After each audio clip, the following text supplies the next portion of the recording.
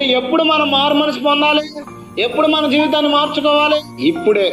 ఒక ప్రదేశంలో ఎలాగో కూడిక జరుగుతుంటే ఒక ఆవిడ వాక్యాన్ని వినడానికి వచ్చింది. వాక్యాన్ని వింది కొంతసేపు, ఏదో ఫోన్ వస్తే బండి వేసుకుని ఈ వాక్యంలో నుంచి వెళ్ళిపోయింది. కొంచెం దూరం వెళ్ళిన తర్వాత పెద్ద యాక్సిడెంట్ అయిందని, స్పాట్ డెడ్ ఆవిడ. అయితే వెళ్ళి చూశారు చాలా మంది.